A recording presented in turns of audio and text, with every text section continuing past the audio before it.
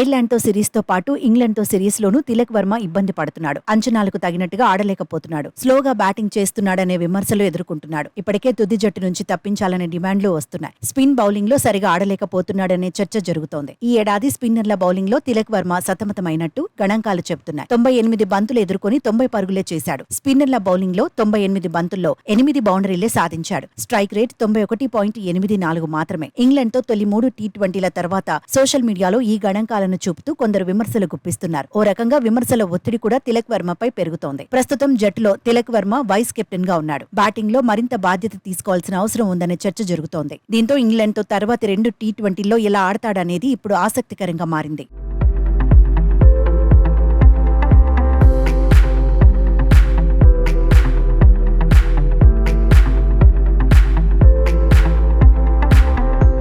నిజానికి టీ20లో తిలక్ వర్మ డేంజర్ బ్యాటరే. బ్యాటింగ్ ఆర్డర్ లో ఎక్కడైనా సెట్ అవుతాడనుకునేలా గతంలో సత్తా చాటాడు. అయితే టీ20 వరల్డ్ కప్ తర్వాత మాత్రం ఇంపాక్ట్ చూపించడం లేదనే విమర్శలు పెరుగుతున్నాయి. ఐర్లాండ్ తో తొలి టీ20లో తిలక్ వర్మ 19 పరుగులకు పరిమితమయ్యాడు. రెండో టీ20లో 55 పరుగులు సాధించినా భారత్ ను గెలిపించలేకపోయాడనే విమర్శలొచ్చాయి. ఇంగ్లాండ్ తో వర్షార్పణం అయిన తొలి మ్యాచ్ లో 13 పరుగులకు పరిమితమయ్యాడు. రెండో మ్యాచ్ లో మాత్రం చివర్లో మెరుపులు మెరిపించాడు. 24 పరుగులతో నాటౌట్ గా ఉన్నాడు. అయితే మూడో మ్యాచ్ లో మాత్రం జస్ట్ 3 పరుగులే చేశాడు. 2026లో 14 మ్యాచ్లు ఆడిన తిలక్ వర్మ 321 పరుగులు సాధించాడు. యావరేజ్ 29.18. Strike rate 136.01. ఈ ఏడాది ఒకే ఒక్క హాఫ్ సెంచరీ సాధించాడు. ఓవరాల్ గా కెరియర్ లో తిలక్ వర్మ 54 టీ20లో బరిలో దిగాడు. 51 ఇన్నింగ్స్ లో బ్యాటింగ్ చేశాడు. 1504 పరుగులు సాధించాడు. ఇందులో 2 సెంచరీలు, 7 హాఫ్ సెంచరీలు ఉన్నాయి. యావరేజ్ 42.97. Strike rate 142.28.